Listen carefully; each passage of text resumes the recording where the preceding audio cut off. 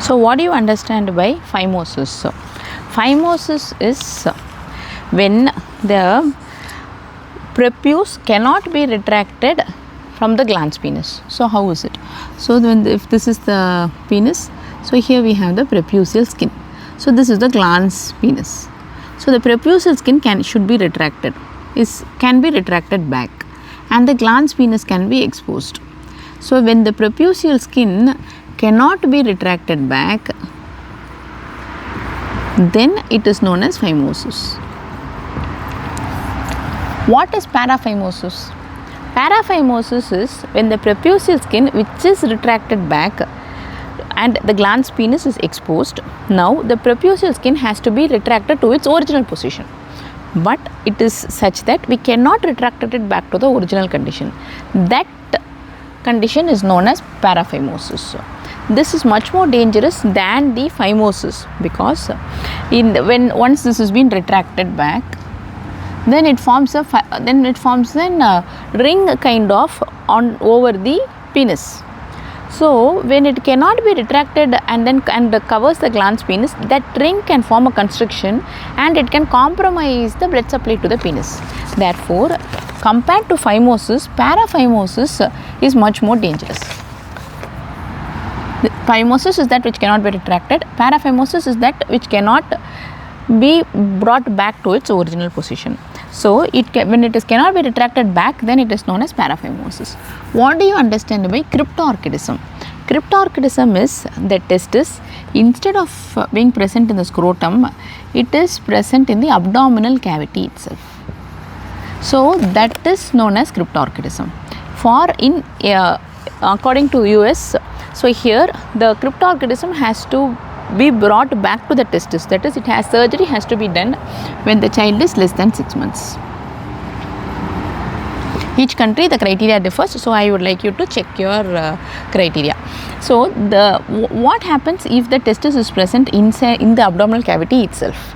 If it is present, it can result in infertility because of the heat that is present.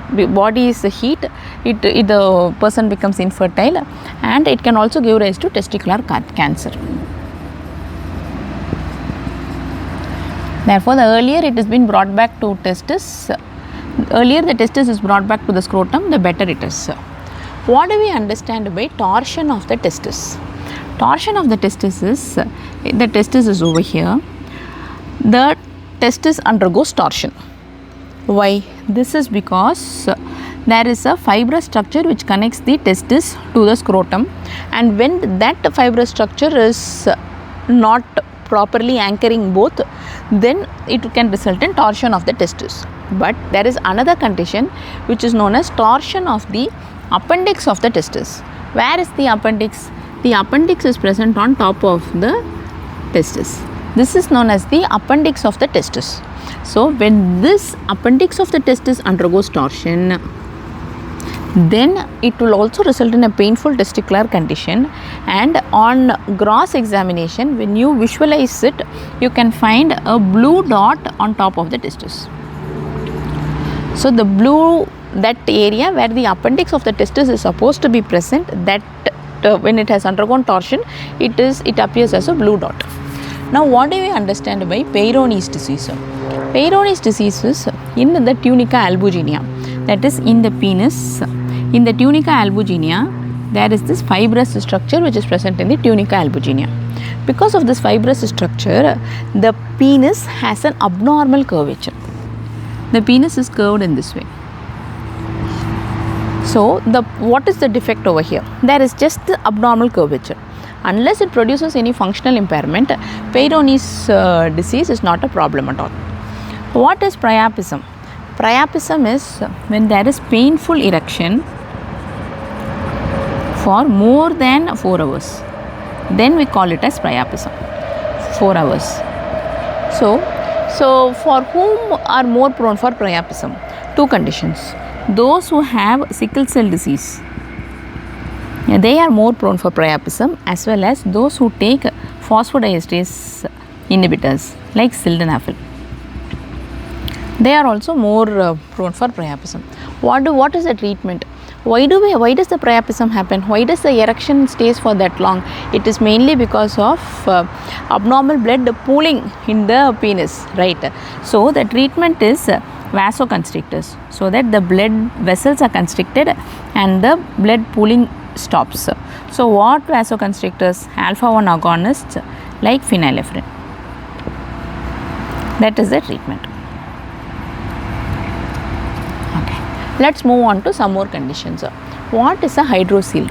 Hydrocele is when the testis is filled with fluid, then that is the hydrocele. When do we treat it? The scrotum is filled with the fluid. When do we treat it? If the scrotum is filled with the fluid, when it presents in less than 1 year, then we need not have to treat it. We can wait. Why? So this is the testis, and here we have the epididymis. Here we have the patent processus vaginalis. So this is supposed to obliterate. So but when the processus vaginalis is patent, that is, it is not getting obliterated, then it gets filled with the fluid and it presents as hydrocele. So it can be treated when the child presents to it in more than 1 year, because there is chance that the processus vaginalis can fuse in neonates. Why do they have it? Of course, it is because of the patency. How will the transillumination be? Transillumination is we shine a torch light over the scrotum, and then we see whether it is illuminating. If it is fluid inside, then it is obviously the light illuminates. So the transillumination test is positive. What do you mean by a spermatocele? What it is and what is the transillumination? Spermatocele is the epididymis which is present on the testis, that which contains the sperms. It is lodged with the sperms and serous fluid, and it is not been sent via the spermatic or nothing happens. The sperm as well as the serous fluid is staying in the epididymis. That is the condition known as spermatocele. How will the transillumination be? Even though it contains a sperm, it also contains a serous fluid, and the fluid, when the torch is shone through it, it is not really as bright as it will be in hydrocele, but still it will illuminate. Therefore, the transillumination test is positive. The spermatocele is obviously seen in adult males or in those who are producing sperms. It is not a pediatric condition. What is a varicocele?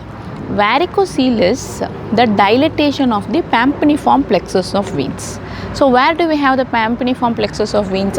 They are present surrounding over here. So when those veins are abnormally dilated, that is known as varicocele.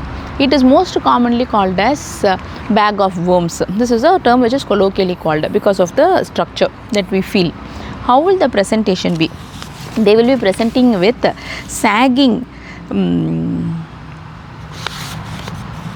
heavy dragging on the scrotum will be there, because the dilatation of the veins, it is resulting in a heavy dragging of the scrotum. And it is present on which side? It will be mostly present on the left side, because we have the kidneys over here and which drains into the IVC. The left side, so this is the right and this is the left. The veins of the left side of the testis will drain to the left renal vein, but whereas the veins which is present on the right side will drain to the IVC. This is the IVC. This is the right veins from the right testis, but this is the veins from the left testis. So veins from the left testis will be draining in the left renal vein, but veins from the right testis will be draining in the IVC. So the left testicle, this vein and the renal vein, if you see, they are at 90 degrees. So therefore here the pressure is much more transmitted, and therefore the varicocele can present more common on the left side. But whereas right side, since it drains in the IVC, it is not very common on the right side. So this is about the varicocele. And this is also seen in nephrotic syndrome, because nephrotic syndrome is that where it will give rise to hypercoagulable state, and therefore we can have a clot in the renal veins. So, if left renal vein we have a clot, then the left side of the testis will be affected, and the left side of the venous drainage will also be affected. So, therefore, this condition varicocele is affected with nephrotic syndrome. How will the transillumination be? The transillumination is negative because it is veins, blood supply, so it doesn't transilluminate. Therefore, the transillumination is negative. But whereas the transillumination is positive in hydrocele as well as spermatocele. Thank you for listening. I hope this made a difference to you.